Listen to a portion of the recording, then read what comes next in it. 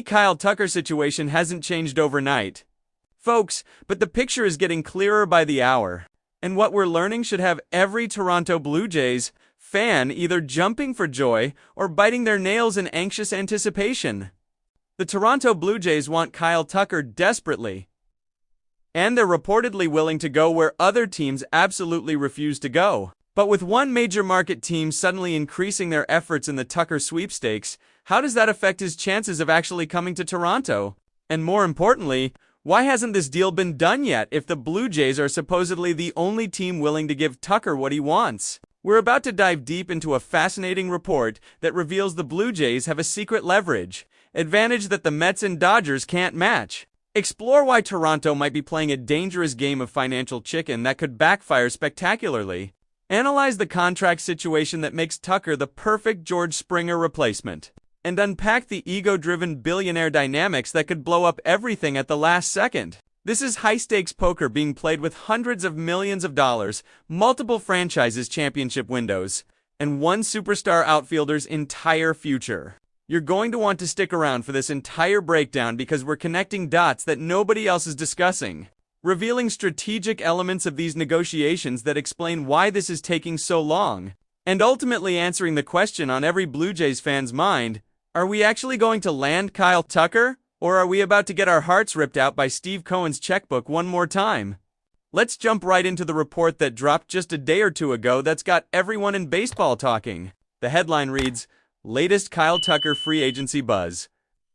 Blue Jays expected to offer a longer contract than the Mets and the Dodgers." Now that might not sound earth-shattering at first glance, but when you really dig into what this means strategically, it's absolutely massive for Toronto's chances. The Mets and the Dodgers right now are effectively the two other teams besides Toronto that are very much involved in the Kyle Tucker sweepstakes, which makes perfect sense when you think about it. These are the usual suspects, the big spending juggernauts that compete for every elite free agent on the market. Mets, Dodgers, Blue Jays. It's become a familiar trio whenever a superstar hits the open market. But here's where this offseason is fundamentally different from the Shohei Ohtani pursuit or the Juan Soto sweepstakes or any of the other times we've seen this movie play out. In this particular free agency cycle, Toronto is apparently willing to go further and do more than both the Mets and the Dodgers combined. That's not typical. Usually it's the Blue Jays getting outbid at the finish line, watching helplessly as Steve Cohen or the Dodgers ownership group swoops in with an offer Toronto can't or won't match. The report from The Athletic's Will Salmon provides crucial details about each team's approach, and the differences are striking. While the Mets, Dodgers, and Blue Jays are all confirmed to be among Tucker's primary options this offseason, New York's preference is apparently to offer a shorter contract. Salmon speculates that the Mets would ideally like to make a deal with a length of less than 4 years. Less than 4 years for a player of Tucker's caliber who's only 29 years old. That's wild. Meanwhile, the Blue Jays are expected to offer a significantly longer contract, potentially in the 8 to 12-year range based on other reporting we've seen. That's a fundamentally different approach, a completely different philosophy about how to acquire and retain elite talent. Now, Salmon does add the caveat that the Dodgers should not be ignored as they have a history of swooping in and making deals. And honestly, I couldn't agree more with that assessment. We've seen the rug pulled out from underneath Toronto by both Los Angeles and New York too. Many times to ever feel completely safe until a contract is actually signed. The Dodgers have unlimited resources and a proven track record of getting creative with contract structures to land whoever they target. So I'm absolutely not writing off either the Mets or the Dodgers completely. But if we take this reporting at face value that the Blue Jays are willing to go significantly longer than their competition, that theoretically represents a major advantage for Toronto. And I actually tweeted about this the other day, pointing out that if the Jays are genuinely the only team willing to offer Tucker a long-term deal, the math kind of speaks for itself from the player's perspective. Think about Tucker's decision-making framework here. On one hand, he could take a short-term high-average annual value contract from the Mets or Dodgers. Let's say hypothetically it's 3 years at $40 million per season for a total of $120 million. That's absolutely ridiculous money for only 3 years of work, generational wealth accumulated in a tiny window. But here's the risk inherent in that approach. After that 3-year deal expires, Tucker would be hitting free agency again at age 31, turning 32. And what if he hasn't been playing well during those 3 years? What if injuries have started to pile up? What if his skills have declined faster than expected? What if the market for 32-year-old outfielders is terrible when he hits free agency for the second time? There's genuine risk involved in taking the short-term money, even if the annual salary is astronomical. On the other hand, Tucker could take what I'm assuming would be a slightly lower average annual value spread out over a decade or more from the Toronto Blue Jays. Maybe it's 10 or 11 or 12 years at $35 million per season instead of 40. Yes, he'd be making $5 million less per year, but he'd have total financial security for the rest of his prime and well into his decline phase. That's guaranteed generational wealth with zero risk of the bottom falling out.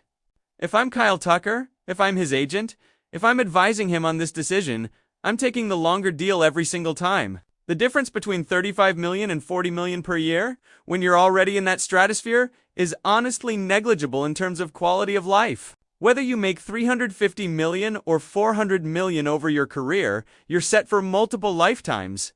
But the security of knowing you're employed for the next decade plus is invaluable.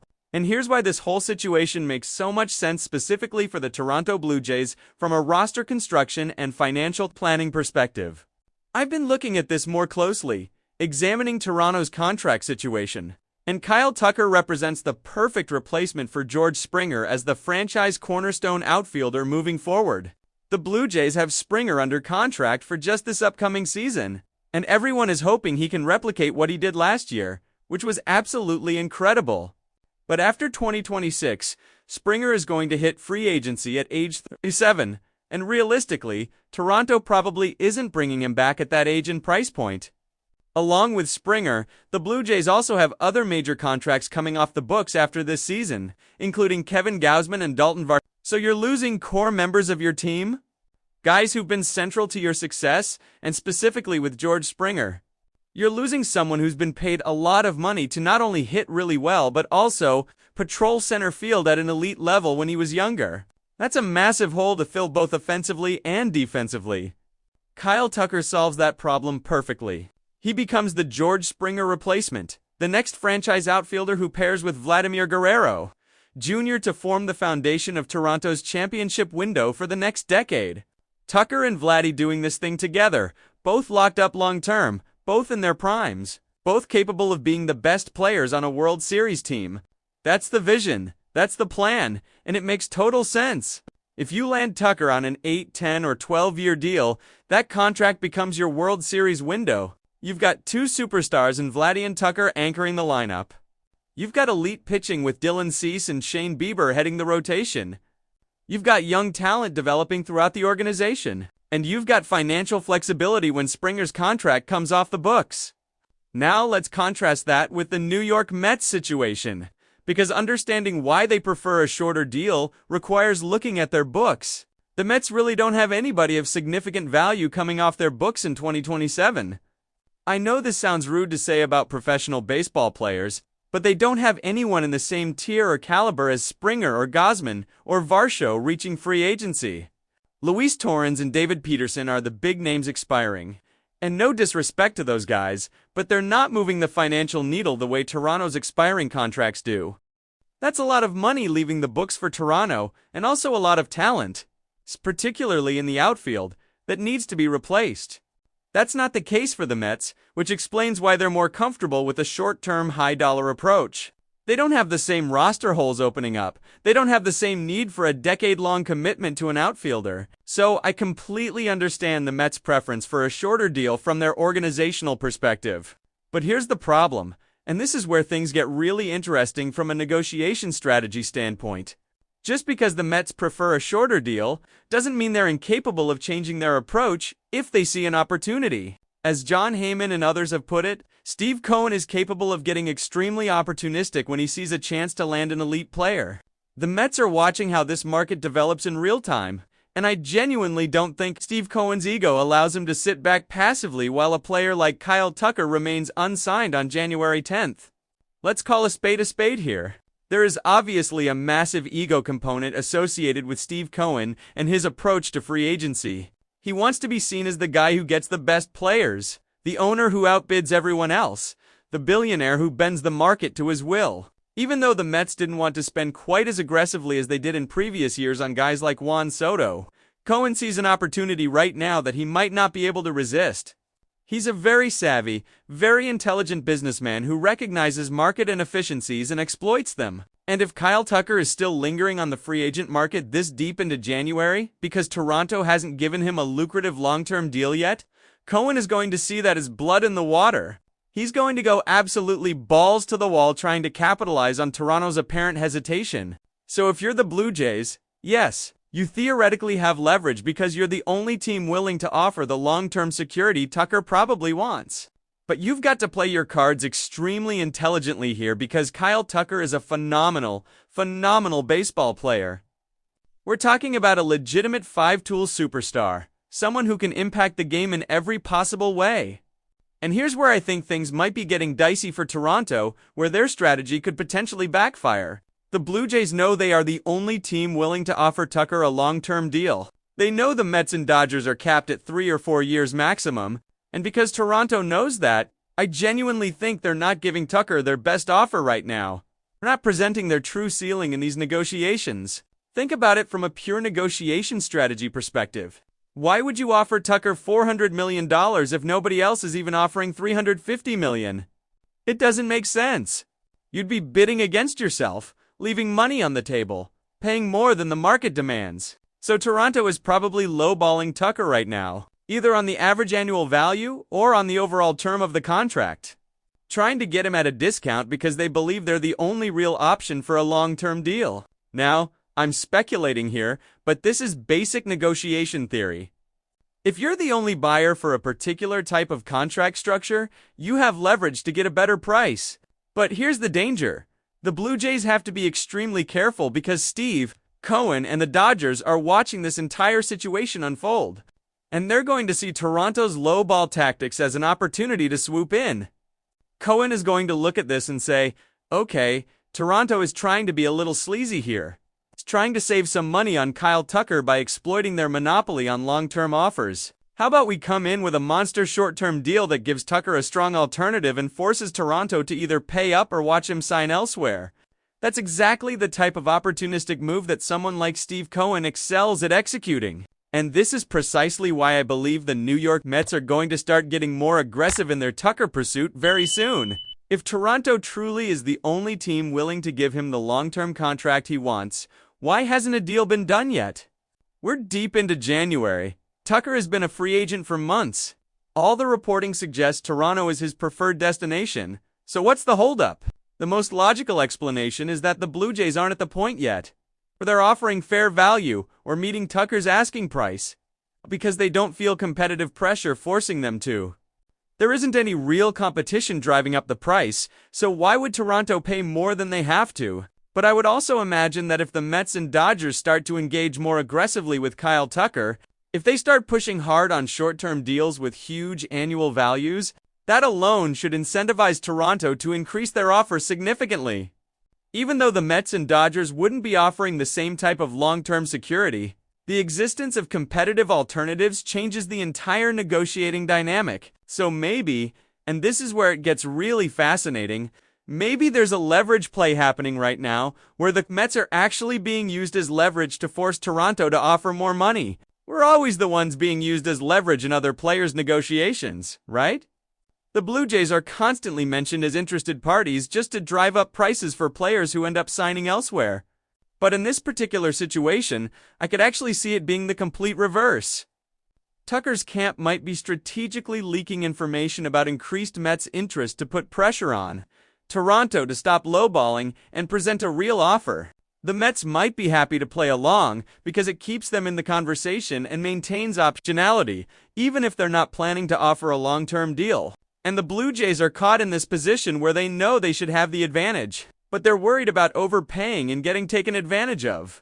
Either way, though, the key update here that Blue Jays fans need to understand is that Toronto is still in the best position of any team pursuing Kyle Tucker. Being the only team willing to offer a long-term contract is a massive advantage that shouldn't be underestimated. But the Blue Jays absolutely must play their cards intelligently from this point forward. They cannot lowball Tucker forever. Eventually, if they truly want him, they're going to need to present a genuinely strong offer that reflects his market value and gives him the security he's seeking. The longer this drags on, the more opportunities there are for Steve Cohen or the Dodgers to get creative and steal him away. Toronto needs to find that sweet spot where they're paying fair value without significantly overpaying, where they're securing Tucker long-term without handicapping their future flexibility, where they're aggressive enough to close the deal but not so desperate that they make a mistake. That's incredibly difficult to calibrate, and it's why these negotiations are taking so long. But the clock is ticking, spring training is approaching, and eventually, Kyle Tucker is going to make a decision. The Blue Jays need to make sure they're not the team looking back with regret, wondering what would have happened if they just offered another 10 or 20 million to get the deal done. So folks, let me know what you think about all of this in the comments down below. Do you think the Blue Jays are playing this smart by not overpaying immediately? Or are they being too cute by half and risking losing Tucker to a short-term Mets offer? Would you rather see Toronto offer 10 years at $350 million or 12 years at $400 million? And how worried are you that Steve Cohen swoops in at the last second and ruins everything? Drop all your thoughts, concerns, predictions, and hot takes in the comments. Are you confident this gets done? Or are you starting to get that sinking feeling that we've seen this movie before and it doesn't end well for Toronto? If you enjoyed this deep dive into the strategic elements of the Kyle Tucker negotiations and why the Blue Jays' approach is both brilliant and potentially dangerous, smash that like button right now. Subscribe to the channel if you haven't already because we're bringing you daily coverage of every development in this saga. Turn on notifications so you're alerted the second Tucker makes his decision. Share this video with your fellow Blue Jays fans who need to understand why this is taking so long and what the leverage dynamics are. Tag them in the comments, send them the link, let's get everyone in Blue Jays Nation on the same page. This is high-stakes poker, folks. The Blue Jays are betting they can get Tucker at a discount because they're the only team offering long-term security. The Mets are lurking with short-term money bombs. The Dodgers are never truly out of anything. And Kyle Tucker is sitting back watching it all unfold, waiting for the best possible offer. We'll be here every single day bringing you the latest updates, the newest rumors, the strategic analysis you need to understand what's really happening. Until next time, stay hopeful, stay patient, and pray that Ross Atkins knows what he's doing. Let's go Blue Jays. Let's land Kyle Tucker. This is our time.